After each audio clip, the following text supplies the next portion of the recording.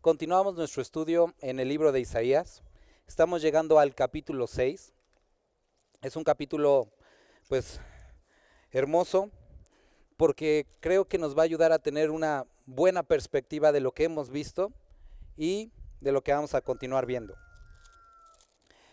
No sé cómo Dios les haya estado hablando, pero creo que los primeros 5 capítulos han sido muy confrontantes acerca del pecado, acerca de las cosas que Dios quiere que quitemos de nuestra vida, que Él ha vencido en nuestra vida y que nosotros necesitamos esforzarnos en su gracia para que estas cosas sean quitadas. El capítulo 6, Isaías habla de algo que Él experimentó y vio y habla a nuestra vida. Vamos a orar para comenzar. Padre, te damos muchas gracias por tu misericordia, porque podamos estar aquí, Dios. Gracias porque cada uno de los que estamos hemos podido experimentar tu gracia, tu amor. Te ruego, Padre, que nos hables, Padre, que podamos ser confrontados, consolados y afirmados por ti, Padre. Ponemos este tiempo en tus manos. Amén. Sale, hermanos, capítulo 6 del libro de Isaías. En el año que murió el rey Usías, vi yo al Señor sentado sobre un trono, alto y sublime, y sus faldas llenaban el templo. Después de todos estos capítulos que hemos estado viendo acerca del pecado de Israel y cómo Dios estaba juzgándolo, nos menciona este evento que sucede cuando muere el rey Usías. El rey Usías fue un buen rey en Israel, un excelente rey. Gobernó durante 52 años. Esos 52 años hubo avances tecnológicos, avances arquitectónicos, hubo justicia, acercó al pueblo a Dios, hicieron torres, fabricaron arietes, ballestas, o sea, era un buen rey, un estratega militar, un muy buen rey. Pero al mismo tiempo que había sido un buen rey, Usías al final de su reinado entra al templo y prende incienso y quiere ofrecer el incienso a Dios, siendo que esto era una actividad exclusiva de los sacerdotes. ¿Qué es lo que sucede? Estaba prohibido en la ley. Entran los sacerdotes a confrontar al rey. El rey se enoja, como con soberbia en su corazón de todo lo bueno que había hecho. Y en ese momento, desde el cielo viene lepra para su vida. Lo sacan rápidamente y pasa sus últimos años alejado de la presencia de Dios, porque alguien leproso no podía entrar obviamente al templo ni estar en comunión con otras personas, y así termina su reinado.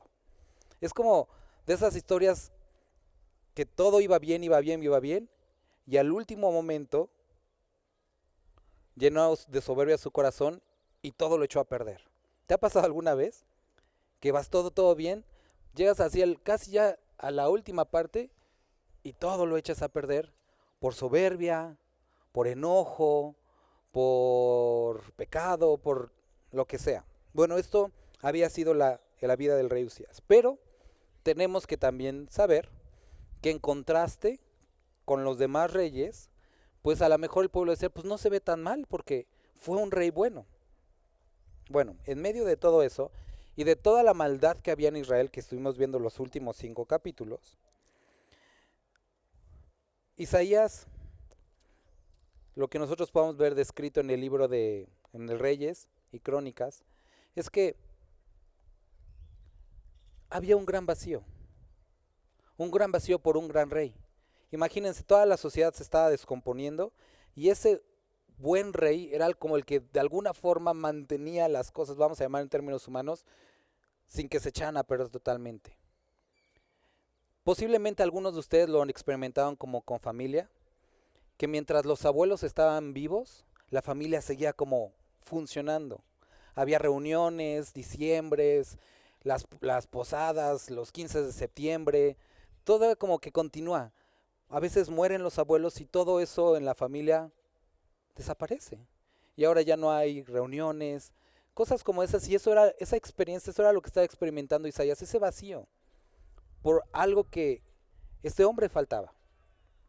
Y en medio de todo eso, ahora sí, dice, en el año que murió el rey Usías, vi yo al Señor sentado sobre un trono alto y sublime, y sus faldas llenaban el templo.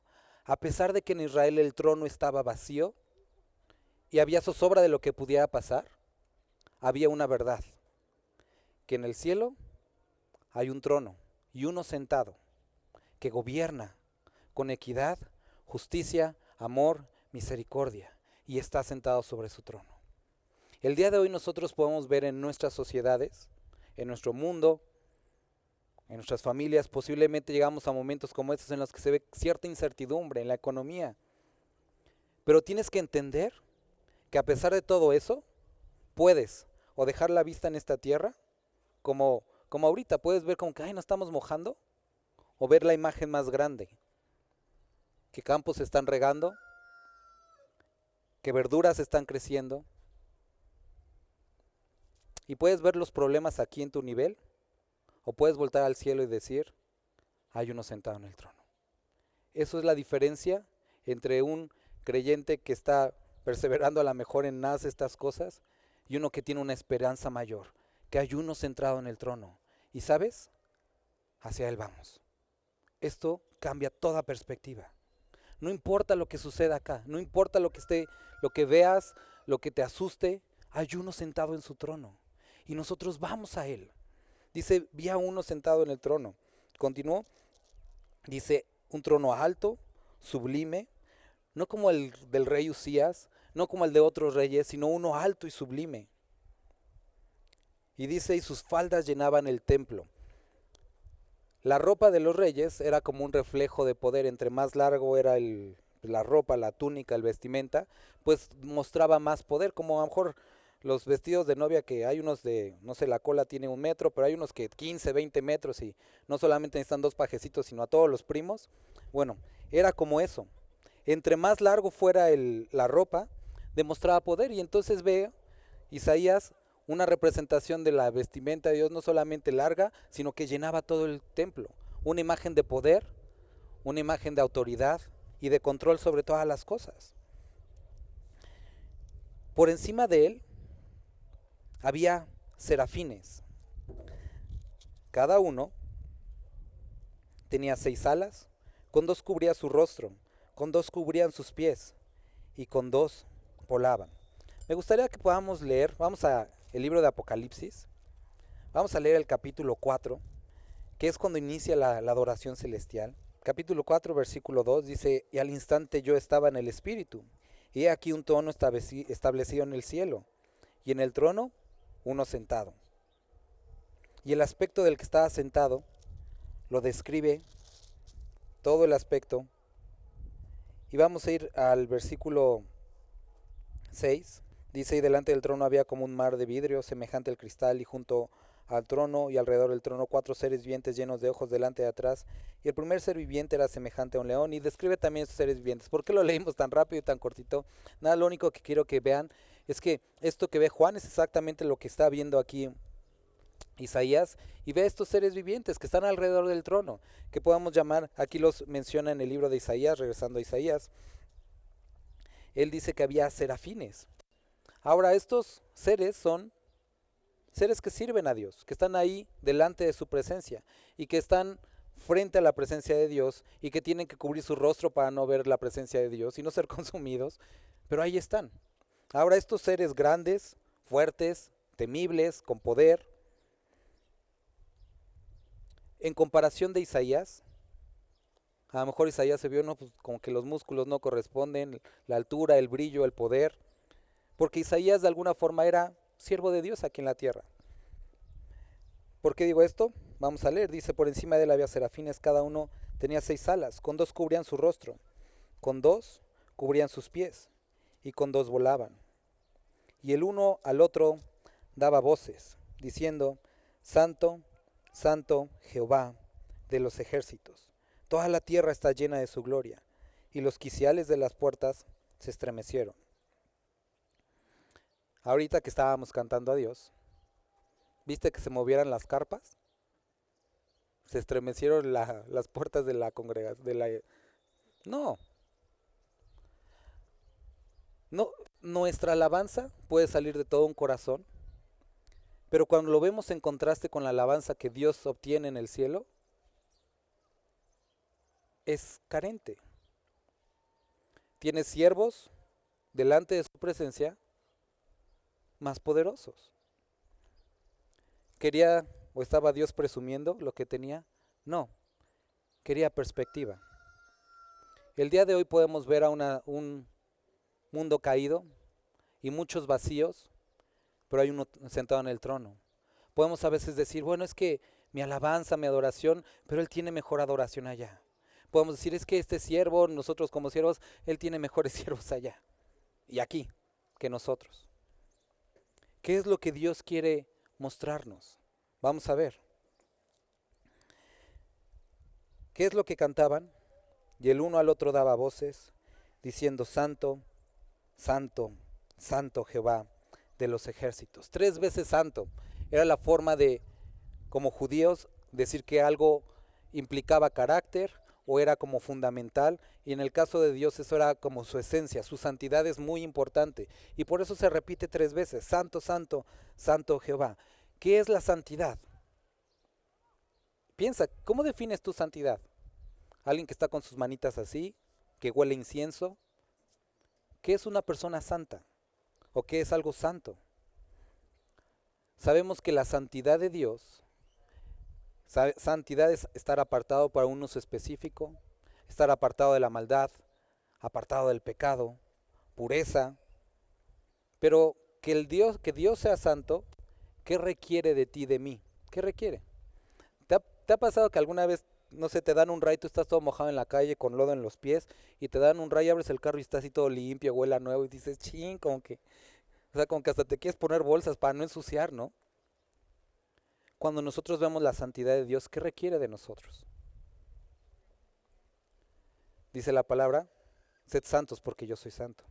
Ahora, ¿cómo es que nosotros podemos experimentar y vivir esta santidad? Vamos a ver. Y dice que con la voz del que clamaba, la casa se llenó de humo. Entonces dije, ¿qué dijo? Ay de mí que soy muerto, porque siendo hombre inmundo de labios y habitando en medio de un pueblo que tiene labios inmundos, mis ojos han visto al Rey, Jehová de los ejércitos.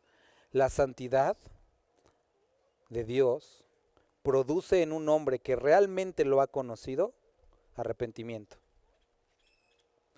Debe y produce arrepentimiento.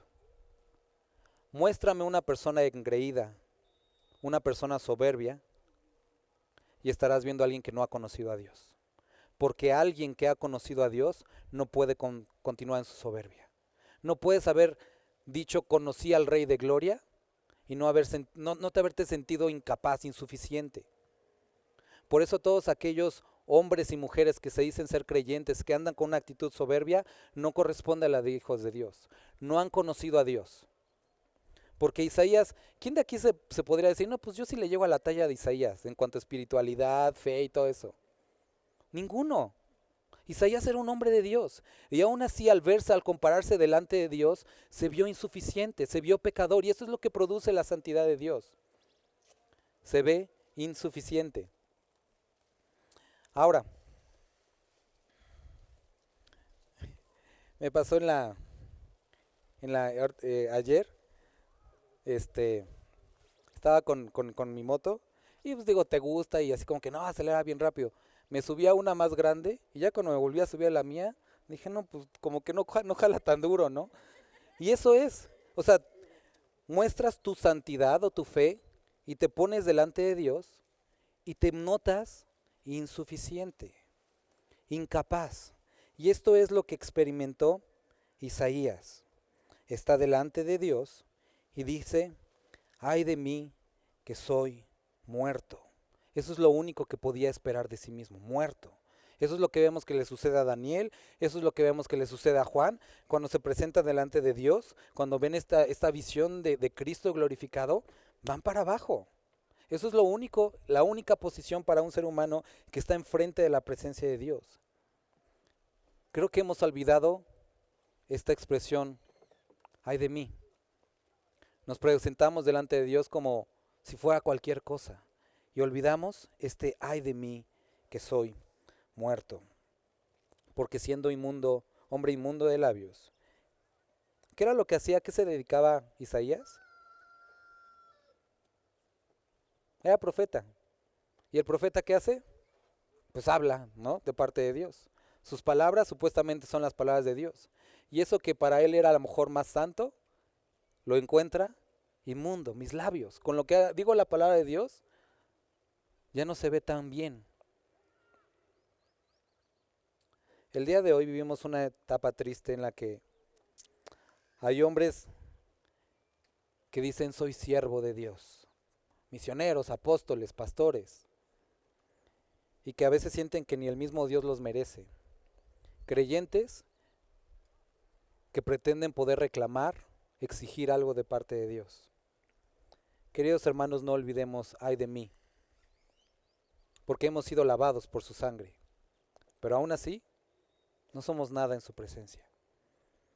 El apóstol Pablo lo expresa de una manera mucho más elocuente cuando él hablaba acerca de lo que experimentó o de su vida delante de Dios. Era tenida por basura todo lo que había antes, y también decía no que ya lo haya alcanzado, sino prosigo a la meta. Y necesitamos tener esta perspectiva adecuada de quiénes somos delante de Dios. Versículo 6. Dice, y voló hacia mí uno de los serafines, teniendo en su mano un carbón encendido, tomado del altar con unas tenazas, y tocando con él sobre mi boca, dijo, he aquí que esto tocó tus labios, y es quitada tu culpa, y limpio tu pecado. ¿Te has quemado con el café? Y hacemos todo un pancho. Pero ¿qué es un carbón encendido en una de las partes más sensibles de nuestro cuerpo? ¿Viste o describe a Isaías manotear como que no, espérame tantito, no estoy listo, espérame? Sabía que era necesario, porque confesó su incapacidad, su pecado delante de Dios, y lo siguiente que siguió al arrepentimiento, lo que siguió al arrepentimiento fue la necesidad de cambio. ¿Qué es lo que produce la santidad de Dios en nosotros? Primero, perspectiva acerca de quién somos nosotros. Su santidad nos muestra nuestra insuficiencia. Esa insuficiencia no se queda como que sí, pues soy malo y pues así me voy a morir. No. Provoca arrepentimiento, deseo de cambio. ¿Y qué hace después? Acepta la corrección. Un creyente debe de estar dispuesto a ser corregido y tratado por Dios. Porque entiendes que no hay otra forma y que se lo debes. Y eso es algo importante, porque pues hoy, bueno, no hoy, sino ya desde hace mucho tiempo está toda esta onda de pare de sufrir, ¿no? Y sí, digo, no se trata de sufrir por sufrir, pero muchos cristianos dicen, no, esto lo rechazo y no quiero saber nada de esto. Hebreos nos dice que a la presente ninguna corrección o disciplina es causa de gozo, pero después trae un fruto que apacible. Y cuando después de años, meses, días nos vemos transformados por Dios, podemos decir gracias, Padre, porque esto que vivía era inmundicia y ahora en lo que me has traído estoy un paso más cercano de lo que tú quieres para mí. Y esto es lo que Isaías estaba haciendo.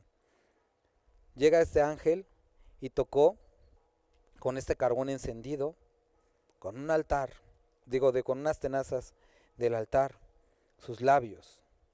Y entonces le dijo, esto tocó tus labios y es quitada tu culpa y limpio tu pecado. Ahora aquí encontramos algo muy importante para nosotros. Lo sabemos como creyentes. ¿Quién es el que perdona los pecados? Dios. ¿Quién es el que nos purifica? Su palabra. Lo sabemos y lo decimos. Pero a veces actuamos neciamente al intentar borrar nuestros pecados simplemente dejando pasar tiempo. O decimos, bueno, pues si no hablo de esto, si ya no lo hago, no, así no se quita. El tiempo no, eso es mentira, el tiempo no cura las heridas, tampoco cura el pecado. Tampoco el callarlo lo quita. Lo único que lo quita es que Dios toque tu vida ¿Y cómo tocará tu vida si no te acercas a Él? ¿Y cómo será quitada tu culpa si no te arrepientes? Necesitamos el toque de Dios. Acercarnos humildemente en arrepentimiento y que Él transforme nuestra vida. Dice su palabra que al corazón contrito y humillado Él no rechaza. También nos dice Proverbios que el que confiesa sus pecados, ¿qué? Progresa, cambia. Pero el que no, queda en esa condenación. Lo que tenemos que saber, ahora, después de que pasó esto, es que cuando Él tocó sus labios, este ángel, ¿qué dijo? Es quitada tu culpa. Tenía que decirle, bueno, ahí va la segunda pasadita, o ahí me falta un poquitito. Cuando Él perdona, Él perdona. Él perdona nuestros pecados. Y si nosotros nos arrepentimos, Él es fiel y justo para perdonarnos y dice limpiarnos de toda maldad. El enemigo te va a recordar tus pecados una y otra vez para desanimarte, para hacerte sentir que no ha pasado nada. Pero Dios perdona y cambia vidas. Si tú te has arrepentido sinceramente, tu pecado ha sido borrado y no hay nada de lo que te tengas que ya avergonzar, porque Dios ha restaurado tu vida. Él lo ha limpiado. Ahora, digo, otra cosa es cuando tú perseveras y ahí sí, tú sabes tus consecuencias. Pero cuando tú te has arrepentido y Dios lo ha hecho y consumado fue. Versículo 8. Dice, después, y es importante después, oí la voz del Señor que decía, ¿a quién enviaré? ¿El llamado viene antes o después del arrepentimiento? Después, ¿no? Porque hay muchas personas pretendiendo hoy a servir a Dios con vidas totalmente contrarias a lo que es la sana doctrina. No puedes servir a Dios, no puedes pensar que eres ni siquiera creyente si tu corazón no ha pasado por el arrepentimiento y la salvación. El llamado viene después. Se arrepiente, Dios lo toca y entonces es capacitado para escuchar esa dulce voz de nuestro Señor que dice, ¿a quién enviaré? ¿Y quién irá por nosotros? Dice, entonces respondí yo, heme aquí, envíame a mí. Y esta es la tercera cosa que hace la santidad de Dios. La primera nos confronta con quién somos, la segunda nos guía al arrepentimiento, la tercera nos hace aceptar la disciplina o la corrección del Señor, y la cuarta nos motiva o nos anima a compartir las buenas nuevas.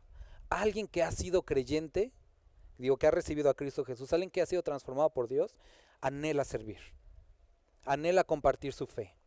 Ese es un fruto del creyente, el querer compartir, el querer servir, el querer de alguna forma, que sabemos que no se puede, pero retribuir, no es retribuir, es ser responsables o corresponsables, no, tampoco. Es simplemente dar una respuesta de amor a lo que ya ha pasado en nuestro corazón. El que ha sido salvo, el que ha sido perdonado, anhela servir a quien lo perdonó, a quien lo salvó. Y entonces Isaías ve y luego alza la mano y dice, yo, heme aquí, envíame a mí. Versículo 9. Y dijo, anda. Y para cada uno de nosotros hay un anda. Cada uno tenemos una misión especial, un servicio específico, el cual Dios ha preparado para nosotros. Y tenemos que responder a este llamado. Anda. En el caso de Isaías será, ve, por cierto, mas no, estoy en otra, ve, dijo, anda y di a este pueblo, oíd bien y no entendáis, ved por cierto, mas no comprendáis. Engruesa el corazón de este pueblo y agrava sus oídos y ciega sus ojos para que no vean con sus ojos, ni oigan con sus oídos, ni su corazón entienda, ni se conviertan y haya para él sanidad. Es un escenario bastante desalentador. Le dice, ve, pero no te van a escuchar. Y entonces, bueno, ¿para qué voy si no me van a escuchar?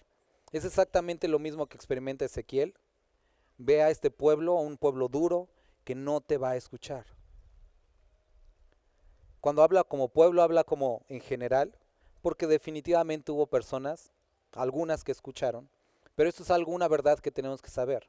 Es cuando Jesucristo nos envía y nos dice, yo los envío como ovejas en medio de lobos.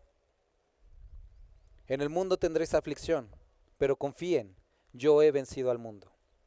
Y esto es lo que nosotros necesitamos entender.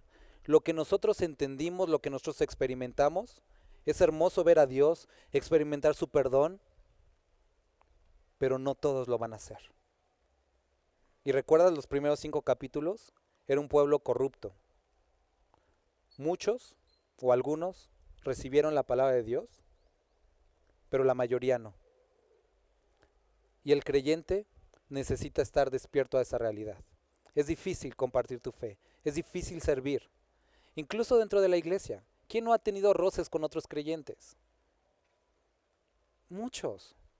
Pero el mundo no se acaba ahí, porque nuestro servicio no es a ellos únicamente. Nuestro llamado es con el que está sentado en su trono. A Él respondemos, Él nos perdonó, Él nos limpió y hacia Él vamos. Esto no es todo. Vamos a Él. Y entonces, sabiendo eso, es cuando podemos fortalecernos. Versículo 11 le dice, ¿hasta cuándo, Señor? Y respondió Él, hasta que las ciudades estén asoladas y sin morador, y no haya hombre en las casas y la tierra está hecha desierto, hasta que yo haya echado lejos a los hombres y multiplicado los lugares abandonados en medio de la tierra. Y si quedara aún en ella 10ª parte, esta volverá a ser destruida. Pero como el roble y la encina, que al ser cortados aún queda el tronco, así será el tronco y la simiente santa. Dios le dice, Isaías dice, ¿hasta cuándo se van a arrepentir? Dios dice, no se van a arrepentir hasta que vengan a conquistarlos y a llevárselos cautivos. Pero también menciona, habrá un remanente, un grupo de personas que sí creerán. Con esto quiero terminar, hermanos. La perspectiva que Dios quiere darnos en este capítulo viene de lo horrible de este mundo con lo hermoso que es nuestro Dios y lo que puede hacer en nuestra vida. Pero termina regresándonos a este mundo y diciendo, esto es lo que yo puedo hacer por ti. Pero entiende y sabe que si tú das la vuelta al Señor, posiblemente caigas en la misma condición que estos hombres, que se endurecieron en su corazón, que no escucharon las palabras del Señor, a pesar de que venían de un profeta, a pesar de que venían de un hombre que Dios había transformado, a pesar de que una y otra vez, como dice el libro de Hebreos, Dios ha hablado de muchas formas y en muchas maneras. Puede ser que tu corazón se endurezca. Y por eso, como lo hemos repetido muchas veces, si hoy escuchas su voz, no endurezcas tu corazón. Puede ser que hoy sea la última oportunidad para ese corazón. Puede ser que mañana seas endurecido por tus propias decisiones y caigas en este lazo como muchos otros han hecho. Hay personas el día de hoy haciendo maldad, como veíamos, y pensando que están bien. Hay personas que asisten a iglesias y piensan que están bien por simplemente asistir y viven una vida desordenada toda su semana. Queridos hermanos, si tú dices que has conocido a Dios, primero ve que Dios te muestre quién eres. Lo repetimos mucho, lo que decía el rey David, examíname, oh Dios, y muéstrame si en mí hay camino de perversidad. Muéstrame, que te muestre quién eres. Y una vez que te ha mostrado, arrepiéntete y haz aquello que Dios te pida en este proceso. Siguiente, si ha despertado tu corazón y has conocido a tu Creador, sirve, comparte tu fe, porque esto es lo que hace un creyente. Tiene ese anhelo por compartir esto que lo ha transformado. Y no nos endurezcamos como algunos que en algún momento escucharon las buenas noticias y tristemente decidieron continuar su vida. Creo que tú y yo conocemos casos como esos. ¿Y recuerdas algo que decía Pablo? No vaya, así casi, no vaya siendo, ¿no? Que yo había ido siendo emisario, termine siendo descalificado. ¿Por qué? Porque aparté mis ojos de su trono alto y sublime y los puse en cosas tan vanas como esto terrenal. Vamos a orar, hermanos. Y pongámonos de pie todos. Y si Dios ha hablado a tu corazón el día de hoy, en tu lugar, haz una oración. Ponte a cuentas con Dios y pídele que te use. Pídele que te llene con su presencia, que te devuelva ese fuego en tu corazón, ese anhelo por servirle y por buscarle más. Padre, aquí estamos delante de ti. Tú conoces nuestro corazón, conoces nuestros pensamientos, nuestras motivaciones y sabes en qué te hemos fallado. Te ruego que perdones nuestros corazones.